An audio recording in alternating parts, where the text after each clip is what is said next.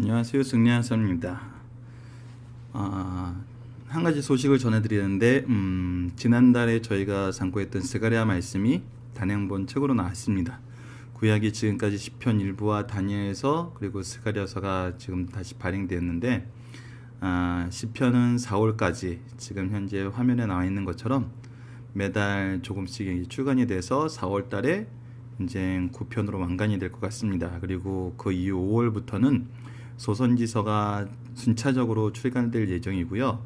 내년부터는 모세오경, 특히 창세기부터 시작해서 말씀을 출간할 예정입니다. 이제 박유일 목사님이 이 정말 성경 전체를 성경만을 전하는 이 강해집이 연속 강해설교가 특히 구속사로 조망하는 연속 강해설교가 완간될 수 있도록 저희들 기도로 계속 후원해 주시고 염려해 주시고 또 이렇게 함께 해 주셨으면 감사하겠습니다.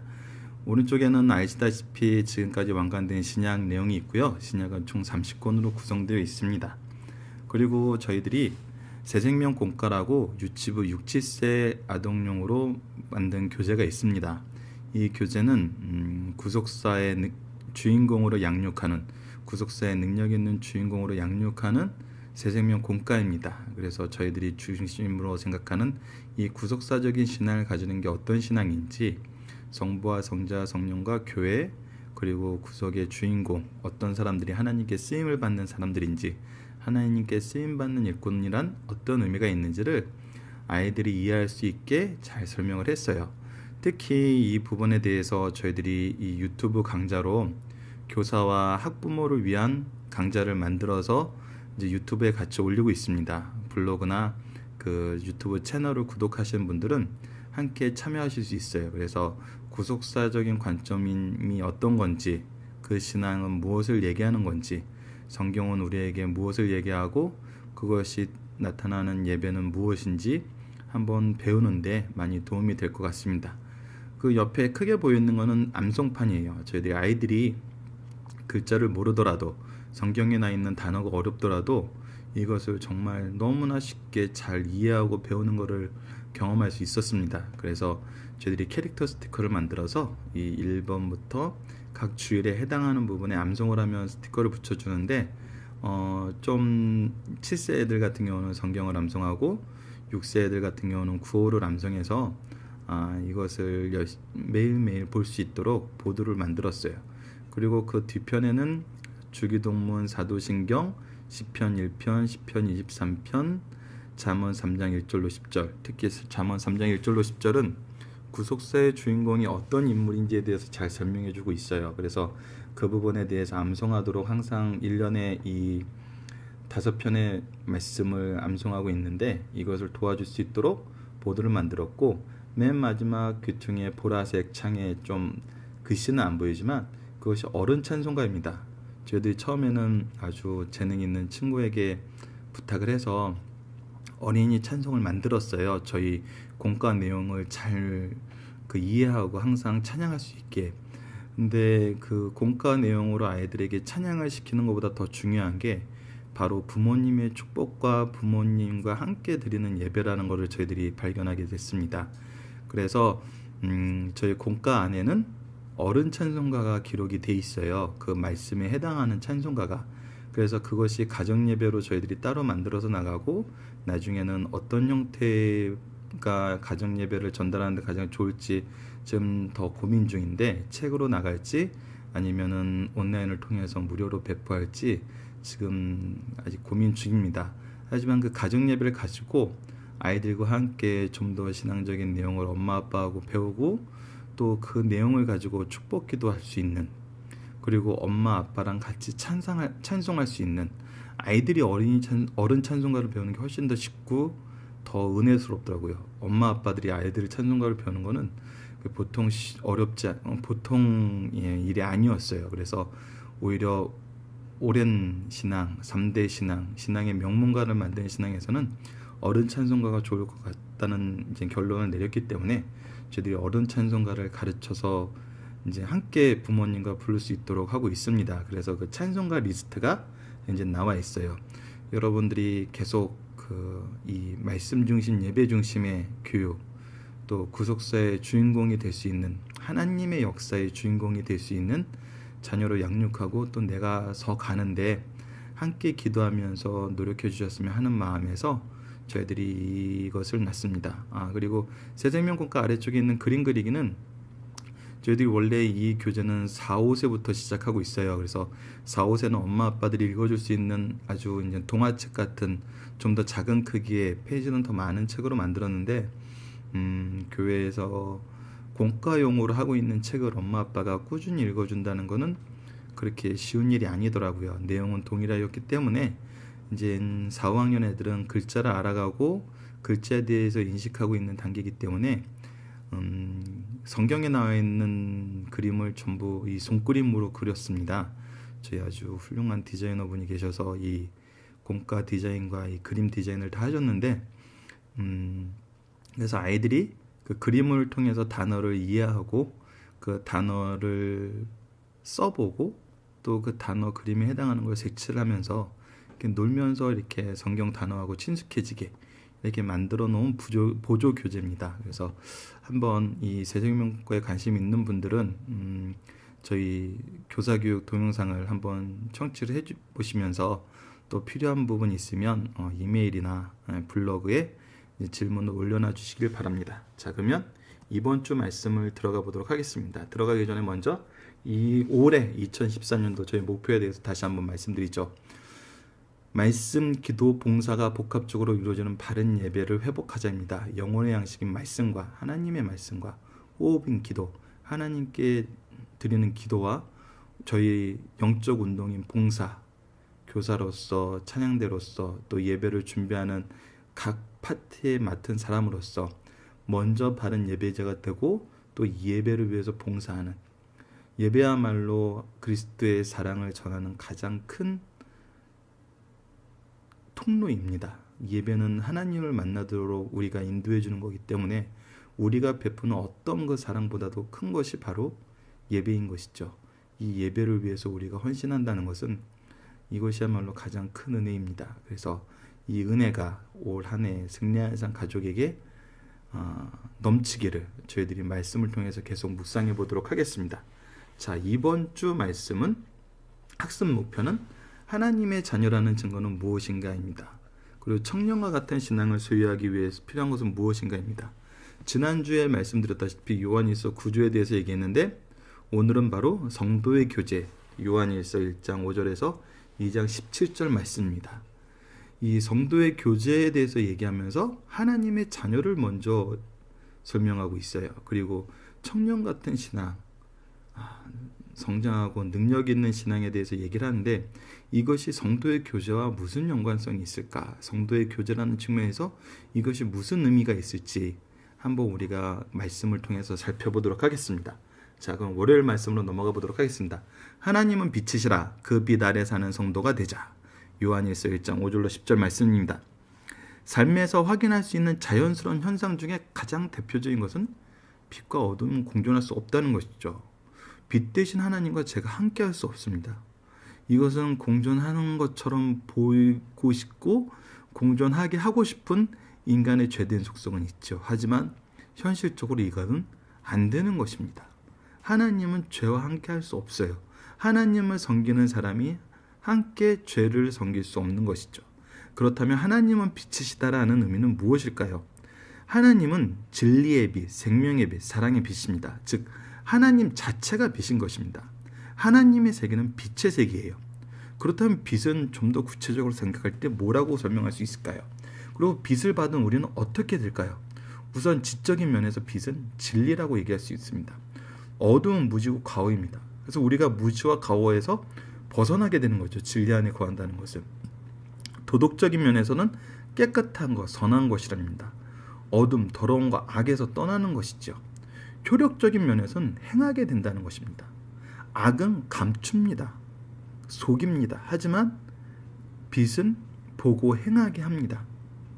자, 그림을 보도록 하겠습니다. 저희 승리하는 삶에 나와 있는 그림인데, 빛이 비춰졌을 때 지적인 면에서는 진리를 추구하고, 도덕적인 면에서는 깨끗과 선을 추구하고, 효력적인 면에서는 행하게 된다는 것입니다. 자, 그럼 빛이 하는 일은 뭘까요? 혼돈, 정욕, 욕망, 고통에서 물러가게 합니다. 그리고 숨은 것, 하나님의 뜻, 영적 맹인에서 벗어나게 합니다. 하나님의 뜻이 죄에 있을 때는 감춰져 있습니다. 하지만 하나님의 빛이 비칠 때는 하나님의 뜻이 드러나게 되죠. 우리가 영적 맹인에서 벌어지는 것입니다. 그리고 바른 길로 이끌어줍니다. 이것이 바로 구원의 길, 생명의 길인 것이죠. 하나님의 빛을 받지 않으면 우리가 구원의 길을 갈 수가 없는 것입니다. 그렇다면 하나님에게 어둠이 조금도 없다라는 것은 어떤 뜻일까요? 자, 어둠은 죄입니다. 죄는 욕심과 자기 중심의 삶을 얘기합니다. 즉 그리스도 없는 삶, 빛의 적대적인 삶, 그리스도를 떠나 상관없는 삶, 우리 삶에 더 이상 그리스도가 없는 것입니다. 제가 잘 보는 어떤 TV 프로에서 한 그 패널이라고 해야 되나, MC가 가끔 그런 생각을 한답니다. 집에서 신은 정말 있는가 그랬더니 나머지 패널들이 우르르 그냥 야유를 보내면서 방송에서 그런 얘기를 하냐, 누가 요즘에 그런 생각을 하고 사느냐, 그러면서 더 이상 신의 존재와 신을 향한 마음이 이 세상에서는 환영받지 못한다는 것을 아주 방송에서 적나라하게 보여준 적이 있습니다. 자, 우리의 삶은 어떨까요? 우리는 그리스도가 우리 삶에 항상 함께하고 계시는지, 그리스도를 떠나는 삶을 우리가 두렵거나 무서워하지 않는 그런 경우는 없는지 한번 생각을 해봐야 되겠습니다. 죄인이 빛을 싫어하는 이유는 무엇일까요? 어두움을 사랑하기 때문이죠. 그리고 자기 행위가 악하기 때문, 그리고 무지, 완고한 무지라고 합니다. 이것을 알지만, 그런 것이 자기가 죄인 걸 알지만 의로 가기에는 죄가 너무 달콤한 그런 완고한 무지가 있기 때문입니다. 자, 이제 6절 이후의 말씀을 간단하게 정리를 해보겠습니다. 하나님과 사귄다 하면서 어둠을 행하면 거짓이라고 합니다. 빛 가운데 행하면 예수의 피가 우리의 죄를 깨끗하게 하는데, 우리가 이 깨끗함을 받지 못하면 계속 어두운 가운데 있는 겁니다. 그리고 이것은 바로 거짓이라는 것입니다. 죄가 없다고 스스로 속이면 진리가 있지 않는 것입니다. 우리가 하나님을 만났을 때, 빛이 우리에 왔을 때 우리의 죄를 발견하게 되고, 그 빛으로 인해서, 빛이 되신 예수님으로 인해서 우리 죄가 사해졌다는 걸, 대속되었다는 걸 발견하게 됐을 때 우리는 우리의 죄를 자백하지 않을 수 없습니다.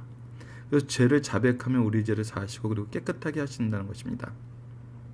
오히려 우리가 죄가 없다, 우리는 깨끗하다, 우리는 잘못하지 않았다라는 것은 오히려 하나님을 거짓말하는 사람으로 만드는 것입니다. 하나님의 구속사와 예수 그리스도의 대속이 의미 없는 것으로 만드는 것이죠. 자, 이것은 바로 사탄이 가장 많이 쓰는 행동입니다. 죄라는 것은 하나님과 반대되는 것입니다. 죄라는 것은 사회적인 통념으로 정의되는 것이 아닙니다. 하나님과 반하는 모든 것이 죄가 되는 것입니다. 하지만 사탄은 사회적 통념, 사회적 환경, 인권을 들어서 우리는 그것을 죄로 보지 않는다라고 정의를 하게 됩니다. 근데 그것이 바로 거짓이라는 것을 우리가 깨달아야 됩니다. 자, 화요일 말씀인데 토요일 말씀을 먼저 보도록 하겠습니다. 왜냐하면 요한일서 2장 1절로 2절 말씀이 화요일 말씀 전반부 말씀이기 때문에 이 부분을 먼저 보도록 하겠습니다. 자, 하나님은 빛이다라는 걸 소개한 다음에 요한 사도가 이제 두 가지 목적을 가지고 우리에게 말씀하고 있습니다. 그거에 대해서 이제 그 아래쪽에 있으니까 살펴보고, 요한일서 1장 9절을 보면은 만일 우리가 죄를 자백하면 그는 미쁘시고 의로우사 우리의 죄를 사하시며 우리를 모든 불의에서 깨끗하게 하실 것이요. 그리고 요한일서 2장 1절 상반절 보면 나의 자녀들아 내가 이것을 너희에게 쓰면 너희로 죄를 범하지 않게 하려 함이라. 로마서 6장 2절은 죄에 대해 죽은 우리가 어찌 그 가운데 더 살려. 이 말씀을 보면은 우리의 죄는 하나님 예수님의 대속의 은혜에서 용서함을 받았습니다. 깨끗함을 받았습니다. 그런데 우리가 깨끗하게 될 수 있는 방법을 알았으니까 우리는 죄를 져도 돼. 이것은 어떤 거죠? 빛 가운데 살지 않는 것입니다. 빛이 그 안에 있다 하면서 빛을 행하지 않는 것입니다. 결국 우리는 여전히 죄 가운데 있다는 것입니다. 빛을 받은 사람은 죄를 용납할 수가 없습니다. 용납할 수 없는 그 죄를 우리가 대속의 길이 있다고 계속 짓는다는 것은 대속의 은혜에 동참하지 못한 것이죠. 이 부분은 잘못 해석하는 사람들이 있기 때문에 강하게 사도를 통해서 하나님께서 우리에게 얘기하고 있습니다. 그래서 이렇게 얘기하고 나서 우리에게 이제 요한 1서 내용을 통해서 어떤 말씀을 하려고 그러냐면, 첫 번째는 우리로 하여금 범죄하지 않게 하려는 것입니다. 그리고 두 번째는 지나친 공포로 십자가의 대속의 은혜가 무력화되지 않게 하는 것입니다. 어떤 사람은 속죄함을 받을 방법을 알았으니까 나가서 마음대로 죄 짓자, 이런 사람이 있는가 하면은, 어떤 사람은 우리가 이렇게 죄인인데 더 이상 우리 이런 죄인이 하나님 앞에 감히 우리가 어떻게 구원의 은혜에 들어갈 수 있어, 우린 죄인이 하면서 죄의 공포에 사로잡히는 이런 양극단적인 모습이 나타나게 되는 겁니다. 그래서 본문을 통해서 예수님이 전한 성령님에 대해서 이제 얘기를 하고, 주님의 대속 사역은 십자가에서 끝난 것이 아니라 우리가 믿음에서 떨어지지 않도록 늘 중보하고 계신다는 것. 즉, 이 대속의 은혜가 한 번 우리에게 나타나고 우리가 그것을 우리 자유로 그 자유로 이제 그 길을 가야 되는 것이 아니라 성령께서 여전히 우리와 함께 역사하셔서 이 길을 가게 하신다는 거죠. 그래서 1번 죄에서 떠나는, 성령과 함께하는 사람은 죄에서 떠날 수밖에 없습니다. 2번 우리가 은혜가 무력화되지 않게, 은혜가 우리에게 무거운 짐이 아닌 정말 풍성한 성령의 역사가 함께하는 삶이라는 걸 알게 함으로써 범죄에서도 멀어지게 되고 우리가 은혜가 더욱더 풍성하게 되는 두 가지 거를 한 번에 이렇게 주시고 계신 것입니다. 자, 다시 한번 우리가 무죄한 이유에 대해서 한번 살펴보도록 하겠습니다. 예수님이 변호사로 우리 죄를 대변하는 것이 아닙니다. 세상 변호사처럼 우리 죄를 대변한 것이 아니에요. 그래서 이 사람은 죽을 죄가 아닙니다, 이거는 하나님의 사랑의 법에서 벗어난 거예요, 이렇게 얘기한 게 아닙니다.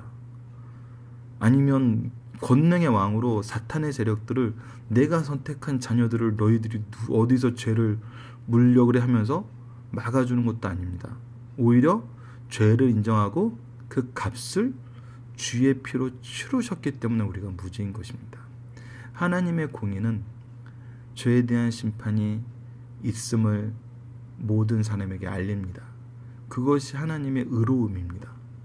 하지만 그 의로움으로 우리를 살리시는 방법은 바로 예수님께서 우리의 죄를 당신의 피로 값을 대어서 너무나 소중한, 그리고 너무나 비교할 수 없는 그 큰 값으로, 누구도 모자릅니다, 계산이 틀렸습니다, 이거는 거래가 될 수 없는 것입니다 라는 어떤 말을 할 수 없는 너무나 큰 것으로 우리의 죄의 값을 치르셨다는 것입니다. 우리는 무죄하다고 주장하는 것이 아니라 그래서 대속받았다고 외치게 되는 것입니다. 무죄하다고 주장하는 사람들이 바로 다시 죄를 짓게 되는 것이죠. 하지만 대속받았다고 외치는 사람들은 다시 죄를 짓지 않습니다. 대속받았다고 외치는 사람은, 무죄하다고 외치는 사람은 거짓말하는 자죠. 하지만 대속하다고 외치는 사람은 그 은혜에 의해서 자유롭게 되는 사람인 것입니다.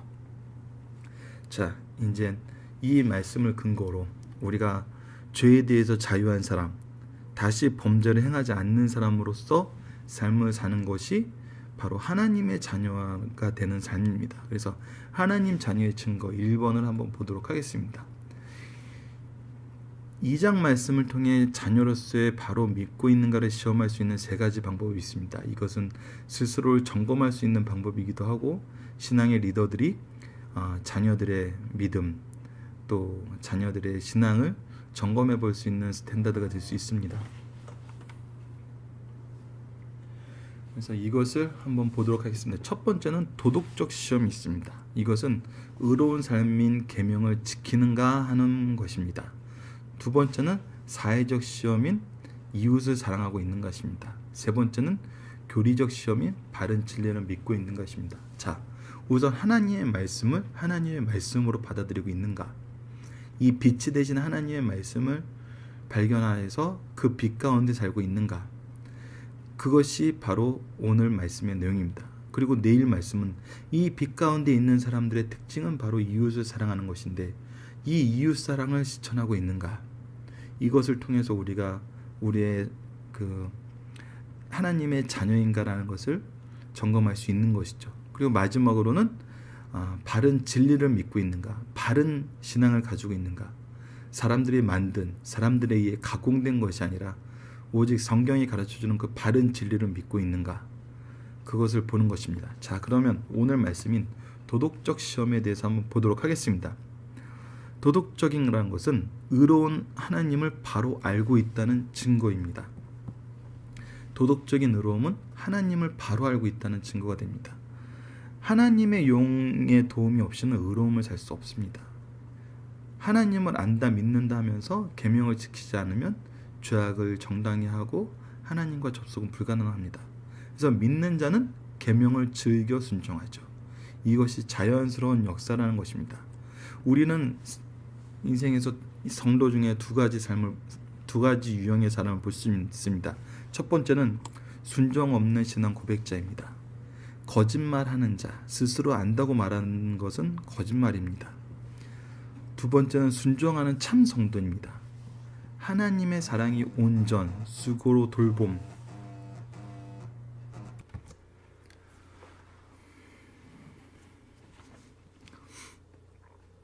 순종하는 참 성도는 하나님의 사랑이 온전한 사람입니다.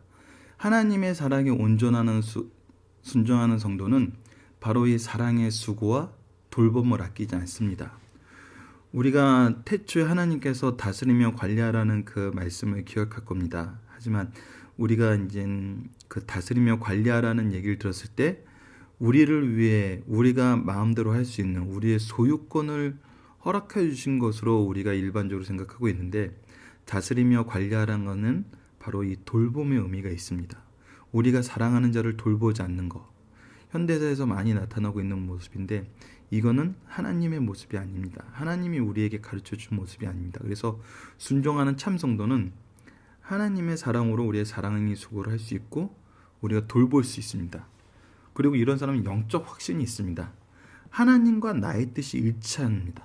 하나님과 나의 뜻이 일치하면 무엇든지 이루어지게 됩니다. 주님과 연합할 때 주께서 나를 통해서 당신의 일을 이루신다는 것이죠. 그래서 6절에 나타나 있는 당신은 예수님을 닮는 삶은 모방하는 삶이 아니라 연합을 통해 같아지는 것입니다. 이 부분에 우리가 좀 깊이 생각을 해봤으면 좋겠습니다.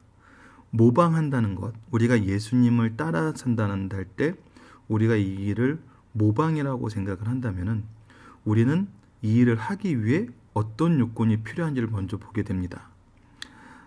이런 경험을 종종 하게 됩니다. 신앙의 지도자들이, 존경하는 목사님이 이런 방향으로 목회에 동참해 줬으면 좋겠다 얘기했을 때 목사님이니까 그런 환경이 되고 그런 형편에 대해서 그렇게 하시죠. 우리 세대에는 그런 것이 힘듭니다. 우리 세대에는 그쪽으로는 비전이 없어 보입니다. 라고 얘기할 때가 있습니다. 자, 그렇게 얘기한다면 제자의 삶이라는 거는 그때그때 달라지는 것이 되겠죠. 우리는 모방을 하는 삶이 아니라 연합을 통해서 같아지는 것입니다. 연합을 통해서 같아진다는 것은 환경이 아니라 그 안에 중심 대신 우리의 모든 것을 인도해 주시는 하나님의 뜻을 바라본다는 것입니다. 하나님의 뜻에 합치된, 하나님의 그 명령에 합치된 삶을 살 때 그 명령이 이루어지는 여러 가지 방법은 성령께서 각자 환경과 달란트대로 이루어 줍니다. 하지만 그 뜻이 다를 때는, 그것을 단순히 모방만 한다고 생각할 때는 우리가 주어진 여건에 의해서 계속 실패할 수밖에 없고, 여건이 보여주는 그 두려움으로 인해서 시작하지도 못하게 되는 경우가 많습니다. 예수님을 닮아가는 삶이라는 것은 예수님과 하나 되는 삶입니다. 예수님이 언제 어디서 어떤 환경에서든 그의 사랑을 전하는 것과 구속사를 이루시는데 결코 굽힘이 없었던 것처럼 우리는 연합을 통해서 이 길을 갈 수 있고 같아질 수 있는 것입니다. 이것이 우리에게 은혜요 축복이라는 것을 우리가 말씀을 통해 또 신앙생활을 통해서 경험할 수 있습니다. 자, 이제 수요일 말씀을 보도록 하겠습니다. 하나님의 자녀의 증거 2번은 이제 사회적 시험, 이웃을 사랑하고 있는가라는 이 부분에 대한 점검입니다. 자, 하나님을 사랑하는 자는 빛을 증거합니다. 사랑한다. 우리가 어디에서 사랑을 할 수 있을까요? 인간관계, 우리와 관계되어 있는 모든 사람들, 우리의 기억 속에 있는 사람들, 그리고 더 나아가서 우리가 미워하는 자, 우리를 미워하는 자를 사랑할 수 있는가 물어보고 있습니다. 그러면서 이것이 왜 세 계명이라고 얘기하는지 우리에게 보여줍니다. 자, 예수님으로 인해서 이 하나님의 사랑을 우리가 확실하게 보게 됐습니다. 구약의 하나님은 만왕의 왕이시오 만유의 주로서 가장 강하신 분이었습니다. 가장 강한 분이 우리를 안전하게 거하게 하시기 때문에 우리는 그 안에서 하나님의 사랑과 은혜를 느낄 수 있었습니다. 단순히 왕이 우리를 보호해주는, 정말 거룩하고 진실된 왕이 우리를 보호해주는 그런 개념이 있었죠. 그런데 이것은 지상세계에서의 모습이었습니다.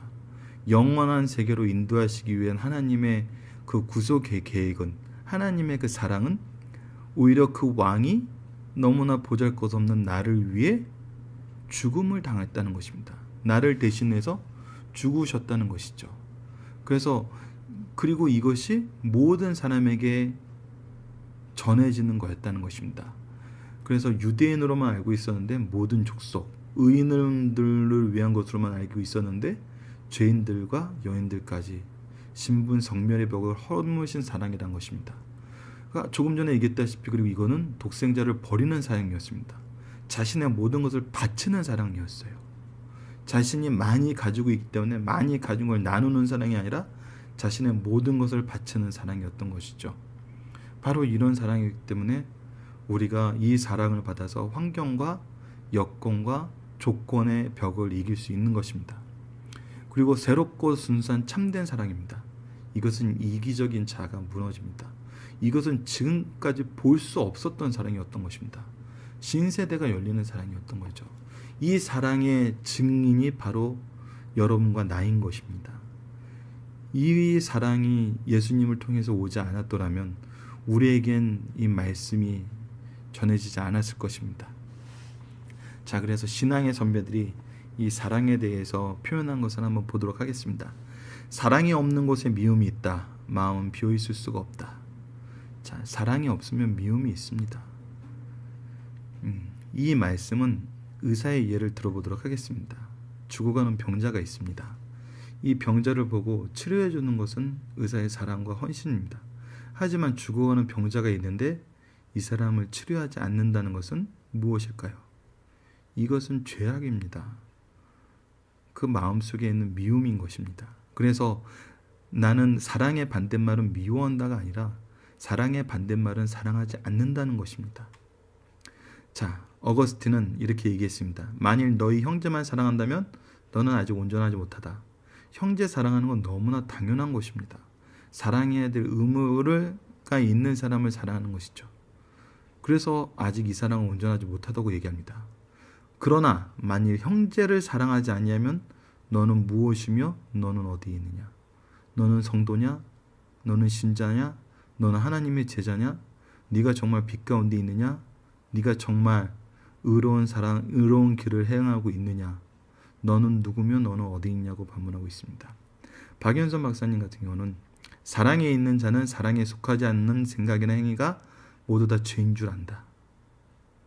사랑이 있는 자는 그렇지 않은 행위는 모두 죄라는 걸 압니다. 그러나 사랑이 없는 자는 그렇지 못하다. 그는 사랑이 없는 생활에 습관이 생겨 심령이 아주 맹인이 되어버리기 때문이다. 사랑이 없는 사람은 자신이 죄를 행하고 있는지 깨닫지 못한다는 것입니다. 심령이 맹인이 되어버렸다는 것입니다. 자, 우리가 아까 사랑을 베푸는데 모방이 아닌, 조건을 따지는 모방이 아닌 연합을 통해 어떤 환경에서도 사랑한다는 걸 얘기를 했었습니다. 프란시스 셰퍼는 20세기 말의 교회에서 사랑이란 무엇인가 라는 책에서 사과하는 것, 내가 잘못했을 때 상대방이 나에게 더 큰 잘못을 했든지, 아니면 원수로 대하는 사람이든지, 아니면 사과했을 때 나를 놀릴 사람이든지, 이런 것을 생각하지 않고 사과하는 것, 그리고 용서하는 것, 더군다나 그 사람이 나에게 용서를 빌지 않아도 용서하는 것, 그리고 마지막으로 값비싼 대가를 지불할지라도 사랑을 실체적으로 드러내 보이는 것. 우리는 자본주의 사회에 살고 있습니다. 그래서 우리는 경제성을 많이 따지죠. 속된 말로 가성비라고 합니다. 가격 대 성능비. 어느 정도 제한가 들어가면은 우리에게 주어지는 것이 경제적인 효과가 있어야 된다는 얘기거든요.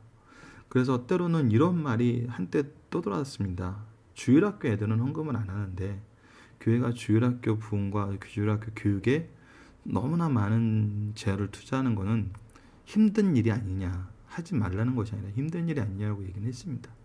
하지만 그것은 하나님의 사랑의 관점에서 봤을 때는 잘못됐다는 것이죠. 그래서 우리가 실천했으면 하는 것은 값비싼 대가를 지불하더라도 사랑을 실체적으로 드러내 보이는 것, 이것이 있었으면 합니다. 자, 이제 목요일 말씀으로 넘어가도록 하겠습니다. 세상에 취하지 말고 주의 뜻을 따라 살자라는 것입니다. 자, 이 말씀은 자녀들, 아비들, 청년들, 또 아이들, 아비들, 청년들이란 말로 정리가 되어 있습니다. 자, 첫 번째 12절에서 자녀들은 모든 성도를 얘기합니다. 예수님으로 죄사함을 받은 사람이 있죠. 그래서 자기 자신의 죄를 인정하고 속죄의 도리에 감사할 수 있는 사람입니다. 아비들은 노인 원로들로 태초에 계신 하나님에 대해서 바로 알고 그 진리에 굳게 서서 이를 깨우쳐 줄 수 있게 하는 사람입니다. 자신만 아는 게 아니라 이것을 깨우쳐 줄 수 있는 사람인 거죠. 그리고 청년들은 영육이 건강한 사람으로 기도, 말씀, 전도, 봉사에 앞장서서 승리하는 사람입니다. 자, 이것들은 현재형으로 쓰여있는데 이제 14절에서는 과거형으로 신앙의 정도를 나타내고 있습니다. 자, 여기서는 아이들, 하나님 아버지를, 그 아이들은 신앙의 어린 자들로 하나님 아버지 정도로 압니다. 그래서 하나님을 아는 것이 영생에 이른다는 것은 알고 그 은혜에 감사하는 생활을 합니다.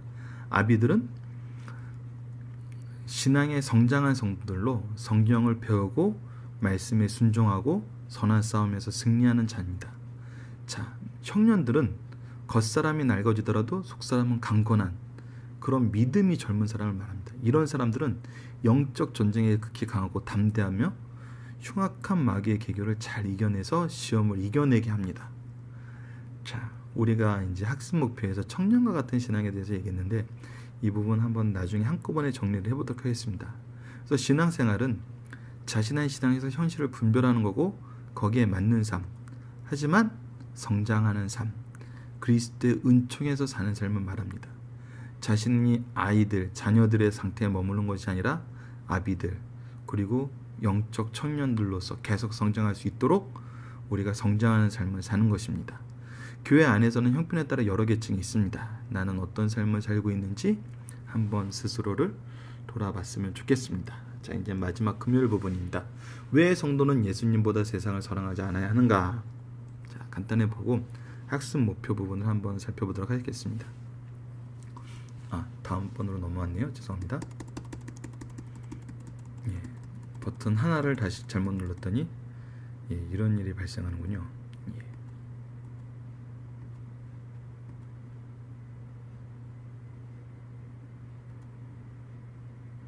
자, 금요일 말씀을 보도록 하겠습니다. 본문에서 세상은 하나님이 선하게 창조하신 물질세계가 아니라 사탄이 지배하는 것을 말합니다. 그래서 우리의 개인의 삶이 말씀을 떠나서 존재하거나 하나님의 말씀을 위반하여 얻어진 물질, 이러한 것들을 사랑하면 하나님을 사랑할 수 없습니다. 자, 그래서 세상 것들의 속성에 대해서 성경은 잘 설명을 해주고 있습니다. 첫 번째는 육신의 정욕입니다. 이것은 금지된 욕망으로 영과 대립되는 죄의 기관으로서의 육입니다. 우리가 처음에 천지창조 때 받았던 그 육이 아니라 죄의 기간으로서의 육입니다. 그래서 이것은 생리적 욕구를 나타내는 것이 아니라 죄악의 욕망을 나타내는 것입니다. 죄악에 대한 욕망으로 가득 차 있는 것입니다. 그래서 그 결과는 바로 방종입니다. 질서를 무너뜨리는 것입니다. 하나님의 질서를 무시하고 자기가 세운 질서로 재정립하고 싶어 하는 것입니다. 이런 부분은 정말 조심해야 됩니다. 내가 지혜롭다고 생각하고 내가 의롭다고 생각할 때는 하나님이 세워진 질서를 무시하게 됩니다. 자신이 옳다고 생각하는 것을 위해서는 마음대로 행동하게 되는데 이것이 바로 방종입니다. 이것이 바로 육신의 정욕의 특징입니다.